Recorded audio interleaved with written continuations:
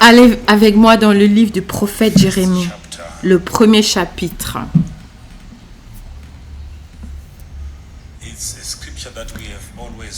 C'est un passage qu'on a toujours cité.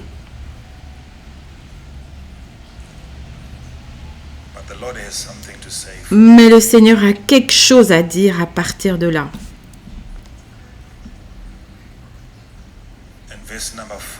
Versets 4, 5 et 6. Jérémie chapitre 1, verset 4. La parole de l'Éternel me fut adressée en ces mots. Avant que je t'eusse formé dans le ventre de ta mère, je te connaissais. Et avant que tu fusses sorti de son sein, je t'avais consacré. Et je t'avais établi comme prophète des nations. Verset 6. Et je répondis, ah, Seigneur éternel, je ne peux pas parler, car je suis un enfant. Vous pouvez vous asseoir.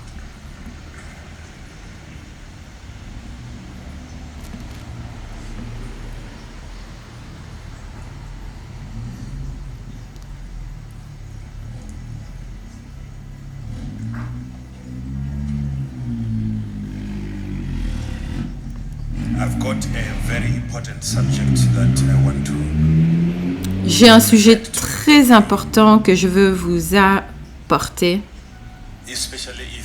et spécialement si vous êtes une de ces personnes qui a essayé de faire plus que seulement un job. Vous avez essayé de faire 2 jobs, 3 jobs, même 20, 30, et rien ne semble fonctionner pour vous. Vous êtes cette personne qui va comprendre ce dont je vais parler. Vous allez trouver cela tellement pertinent parce que vous êtes passé par beaucoup et vous êtes arrivé au point où vous vous demandez, mais quelle est exactement ma mission? Donc, ce soir, nous allons parler de découvrir votre raison d'être. Découvrir votre raison d'être. Dis à quelqu'un à côté de toi, découvrir ta raison d'être. Et demande-lui, est-ce que tu as déjà découvert ta raison d'être?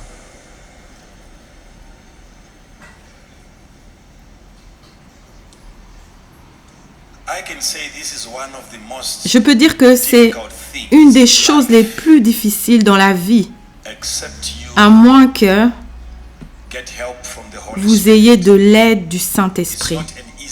Ce n'est pas une chose facile pour quelqu'un de réaliser la raison d'être pour laquelle il est né. Dans le livre du prophète Jérémie, la parole du Seigneur est venue à Jérémie. Et je crois que Dieu lui a parlé 2 fois. La première fois que le Seigneur lui a parlé, c'était pendant le règne de Josias, fils d'Amon, le roi de Juda. Parce que la Bible nous dit clairement que Dieu a parlé au prophète Jérémie sur ce qui s'était passé avant qu'il soit né. Et dans ce premier chapitre, voyez encore que le Seigneur a encore répété la même parole pendant le règne de Joachim, le fils de Josias, roi de Juda. Et le Seigneur a encore parlé à Jérémie. Et le Seigneur lui a dit, Jérémie, avant que je t'ai formé dans le ventre, je te connaissais. En d'autres termes, le Seigneur dit, Je savais exactement ce que je faisais quand je t'ai formé. Je n'ai pas été informé plus tard, après que tu étais formé. Mais même avant de te former, dans le ventre de ta mère, je te connaissais. Ce qui veut dire que chaque détail de toi était déjà connu de Dieu avant même qu'il t'ait créé. Donc je te connaissais, mais pas seulement cela.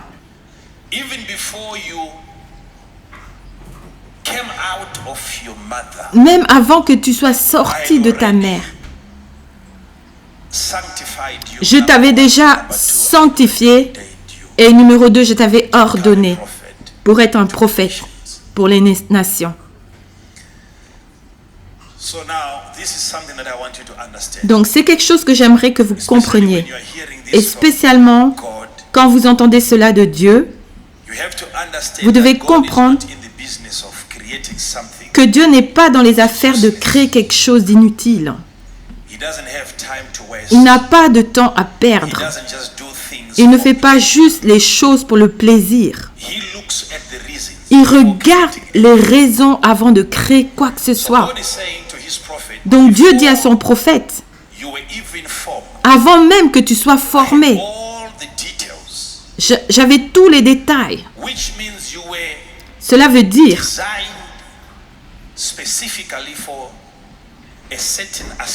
tu as été conçu spécifiquement pour une mission que toi seul, Jérémie, tu pouvais accomplir. Et je t'ai formé en connaissant la nature de la personne que je formais et l'environnement dans lequel tu devais être.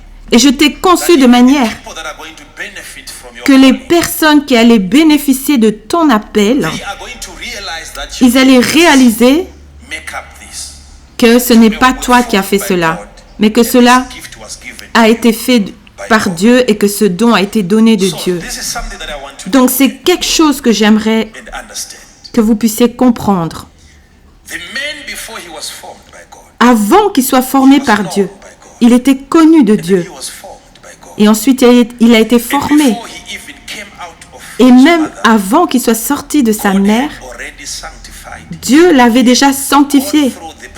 Il était déjà passé par le processus de sanctification avant même d'être né. Et ensuite, il a été ordonné. Il était déjà qualifié pour devenir un prophète, pas seulement pour les individus, mais pour sa nation d'Israël. Avant même qu'il soit né. Ce qui veut dire, un prophète était déjà choisi, créé, désigné par Dieu pour cette nation, même avant qu'il soit né. Donc cela vous prouve que Dieu est un Dieu tellement organisé. Il sait exactement ce qu'il fait. Il n'y a rien qui peut le surprendre. Il voit toutes choses de là où il est, avant même que quelque chose puisse arriver. Donc votre venue ici, pas seulement dans ce lieu, mais dans cette planète, c'était quelque chose de bien planifié. Dieu savait exactement ce qu'il faisait et le type de personne qu'il créait. Et Dieu vous a conçu de manière spéciale. Et il savait que n'importe quoi qui viendrait après vous, contre vous, n'aurait pas la capacité de vous mettre par terre. Vous avez été conçu spécifiquement pour l'environnement dans lequel vous êtes. Dieu savait ce qu'il fait. Il savait ce qu'il faisait. Toute autre personne qui a été conçue pour être dans un autre environnement que le vôtre, s'il devait être amené dans cet environnement, il n'allait pas tenir 2 jours. Cet environnement a été fait pour vous. Dieu savait ce qu'il faisait. Il y a tellement de choses, des petites choses qui ont tué d'autres personnes. Et vous avez combattu des démons sérieux, mais vous êtes toujours là, debout, vous êtes capable de crier et de louer Dieu. C'est parce que lorsque Dieu vous a conçu, il savait le genre de démons que vous alliez affronter. Vous n'êtes pas un accident. Vous avez été conçu pour un tel environnement. Est-ce que vous savez qu'il y a certaines voitures, quand vous les amenez dans certains endroits, on va vous dire on ne peut pas amener ces voitures ici, dans ce genre d'environnement. Vous avez été conçu pour un terrain dur, pour les situations les plus difficiles. Et jusqu'à maintenant, regardez-vous. Cela veut dire, cette chose, faites-moi confiance, ne peut pas vous tuer. Mais c'est vous qui allez la tuer. C'est vous-même qui allez la tuer.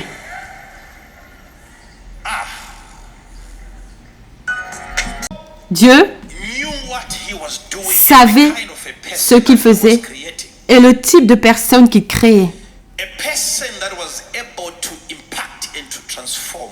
Une personne qui était capable d'impacter et transformer la nation entière. Cette capacité a été donnée à un homme, pas à un certain stade, après avoir obtenu des diplômes. Avant même qu'il soit formé, la capacité lui avait été donnée. Avant que même quelqu'un puisse le former, il avait déjà été choisi et sanctifié par Dieu. Donc une chose que je peux dire, c'est très difficile dans la vie de vraiment savoir votre raison d'être. Je peux vous dire,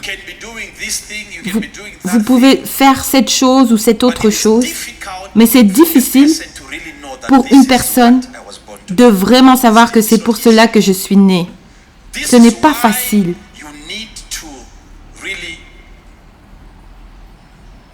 C'est pourquoi vous devez vraiment prier et parler au Saint-Esprit sur votre situation et votre vie.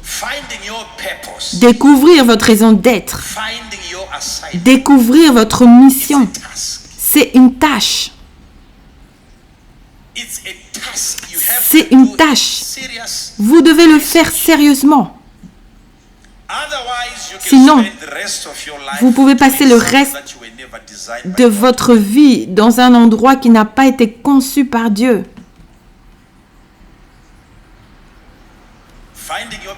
Découvrir votre raison d'être.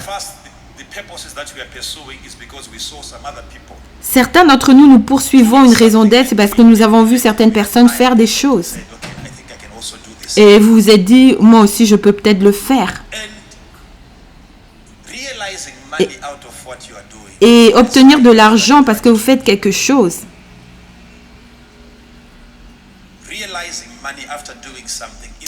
Avoir de l'argent après avoir fait quelque chose, ce n'est pas le signe que vous avez été conçu pour faire cela. L'argent, c'est juste un instrument. Vous pouvez être récompensé pour faire quelque chose de bien, pour offrir un service. Mais le fait que vous avez l'argent ne veut pas dire que vous êtes en train de faire la bonne chose. En fait, cela ne veut pas dire que vous êtes né pour faire ce que vous êtes en train de faire. Il ne s'agit pas que de l'argent. Ce n'est pas l'argent qui justifie ce que vous faites. Parce que vous pouvez vendre de la cocaïne. Et vous aurez de l'argent après avoir vendu cela. Cela ne veut pas dire que Dieu vous a conçu pour faire cela. Parce que regardez combien de personnes vont être tuées à cause de ce que vous faites. Donc le fait que vous ayez de l'argent, pour savoir que vous avez vraiment découvert votre raison d'être, vous devez regarder le montant de la paix que vous expérimentez.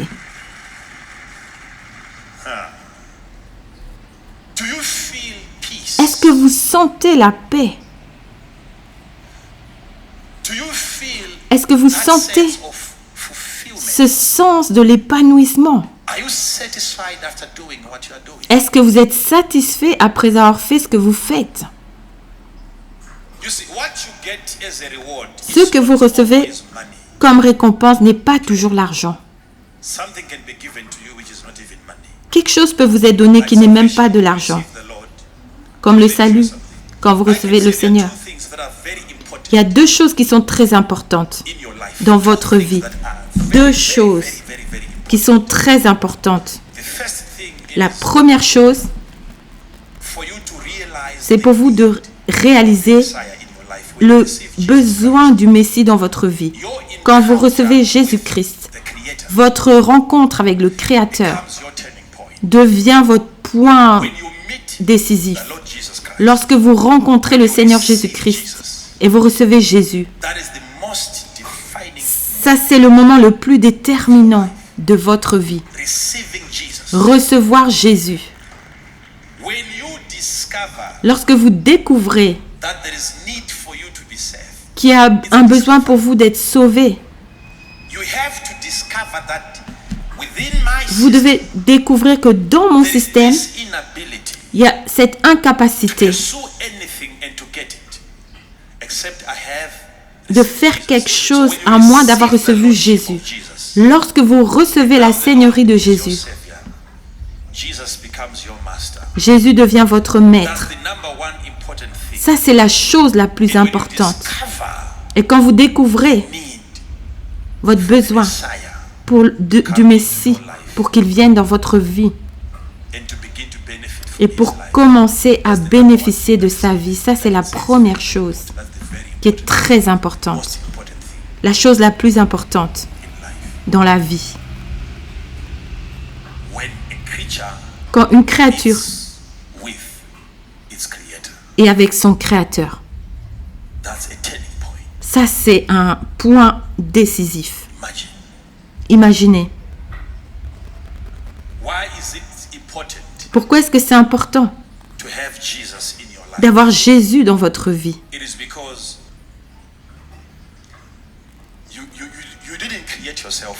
C'est parce que vous ne vous êtes pas créé vous-même et vous avez été créé par le Créateur. Alors, quand vous êtes en contact avec le Créateur, cela devient plus facile de comprendre pourquoi il vous a créé. Et après que vous soyez né de nouveau, ce qui doit se passer, c'est de découvrir votre raison d'être. Lorsque vous êtes né de nouveau, vous avez le Seigneur en vous. Il doit vous communiquer, vous donner l'information. Pourquoi vous avez été créé? Si vous regardez le cas de Jérémie, ce n'est pas le seul cas. Chacun de nous, nous avons été conçus par Dieu de la même manière.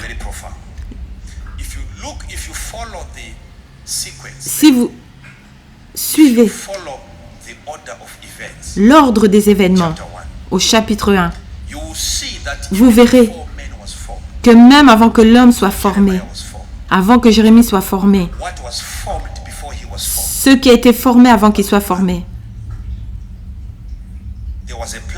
c'était le plan.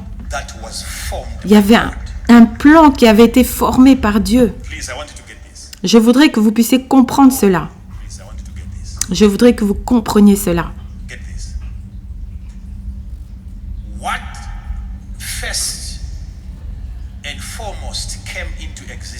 Qu'est-ce qui est venu d'abord à l'existence? Ce n'est pas Jérémie. C'était le plan de Dieu pour la nation. Dieu avait un plan, une stratégie, une vision.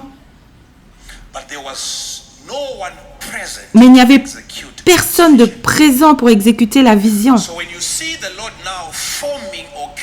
Donc, quand vous voyez le Seigneur maintenant créer ou former Jérémie,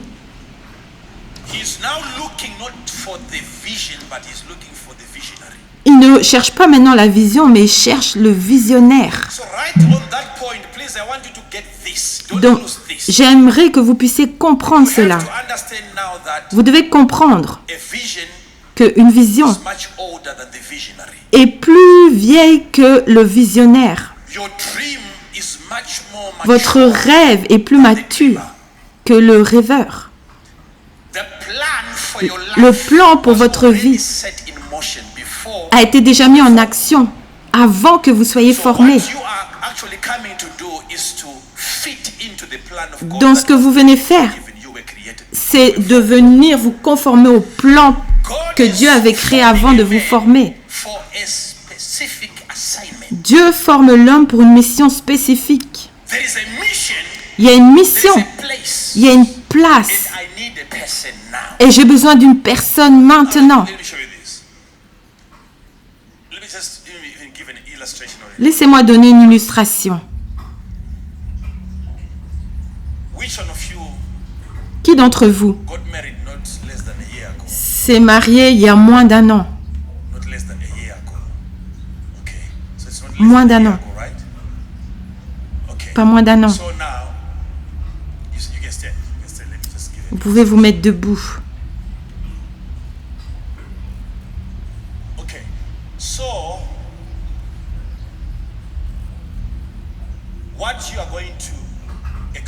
Ce que vous allez expérimenter dans cette vie, c'est quelque chose que Dieu a déjà fait. C'est une œuvre qui est déjà finie.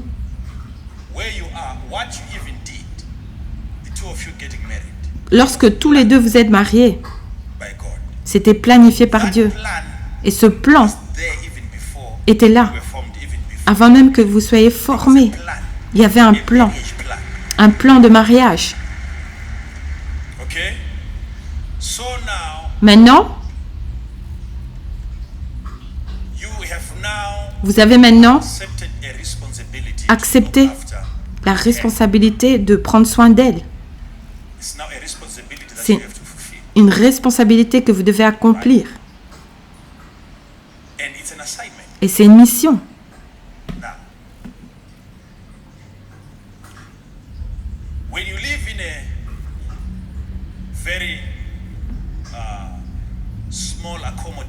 Lorsque vous vivez dans un petit appartement, c'est parce que vous êtes encore que deux. Mais être deux comme vous êtes, c'est facile pour vous de vous accommoder de n'importe quelle manière. Dans une chambre ou deux chambres. Dans une ou deux chambres. Mais comme vous pouvez voir, je ne prophétise pas. La femme est enceinte. Il y a un travail qui est à l'œuvre. Il y a quelqu'un en chemin. Et cette personne qui vient,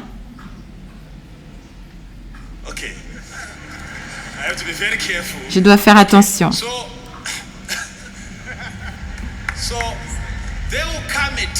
Il va arriver un moment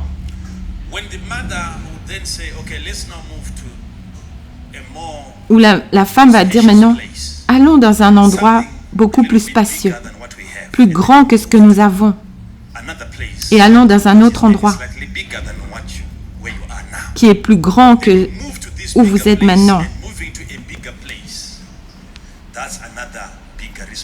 Et ça, c'est encore une plus grande responsabilité lorsque vous déménagez dans une plus grande place. Parce que plus la maison est grande, plus vous payez. Votre femme est en train d'observer, il y a une situation. Maintenant, vous avez 6 chambres. Et il y a un besoin maintenant pour une vie, encore une autre vie, qui soit formée. Et alors, cela demande une servante. Je crois que j'ai besoin de quelqu'un pour m'aider. Ça, c'est même avant que la servante soit formée. Il y a un besoin. Il y a une vision avant même que la servante soit employée. Cela veut dire que la vision est plus vieille que la servante. Donc, parce que vous avez Maintenant, elle réalise qu'il y a beaucoup de travail à faire dans la main, soit employée. Donc maintenant, vous décidez d'employer une servante et amener quelqu'un dans votre maison. Vous créez une autre vie. Vous amenez à l'existence quelqu'un qui n'avait jamais existé avant dans votre maison. Et elle vient spécifiquement pour cette mission, pour rien d'autre. Donc, quand la servante finalement arrive, elle doit aussi regarder et découvrir la raison d'être pour laquelle elle a été employée. Si vous continuez à avoir de la saleté partout, alors elle doit découvrir la raison pour laquelle elle a eu le travail. Donc nous avons tous été créés par Dieu pour une raison.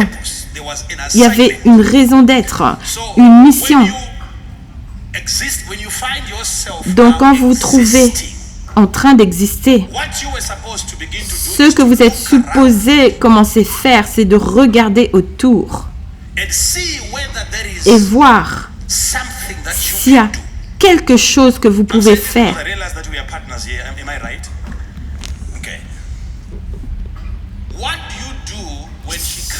Ce que vous faites, quand elle vient et le travail n'est toujours pas fait, vous la mettez à la porte. Et vous cherchez une autre personne qui va venir pour découvrir pourquoi. Donc la servante doit regarder et évaluer l'environnement et découvrir. Ah, ça c'est pourquoi j'ai été employé. C'est pourquoi j'ai été formé. À cause de ce que je vois. Ce que je vois ici est sale. Ce n'est pas quelque chose dont on peut se réjouir.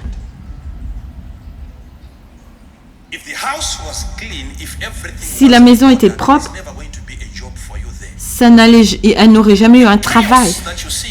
Le chaos, c'est la raison pour laquelle elle a été formée. Alors, est-ce que vous êtes capable de découvrir votre raison d'être et votre mission dans le chaos que vous voyez autour de votre vie, dans la confusion que vous voyez autour de vous? Est-ce que vous êtes capable d'associer cela à votre mission?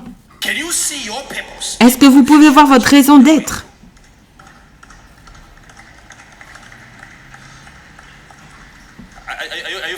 Est-ce que vous suivez cela?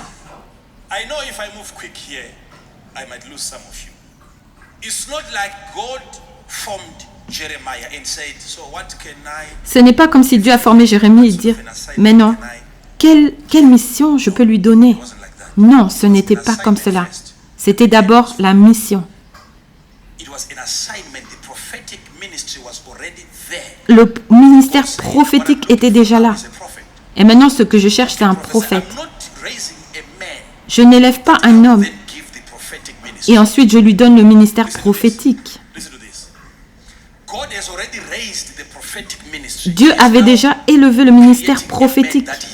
Maintenant, il cherche un homme à qui il peut donner le ministère prophétique. Donc une mission ne vous est pas donnée.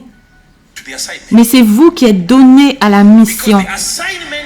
Parce que la mission était là. Dieu a un plan avant de vous former. Et vous avez été formé à cause d'un plan. Donc, découvrir votre raison d'être, c'est découvrir la raison pour laquelle Dieu vous a créé. Pourquoi est-ce que vous êtes ici? Deux choses qui sont très importantes. Recevoir Jésus dans votre vie et découvrir votre raison d'être.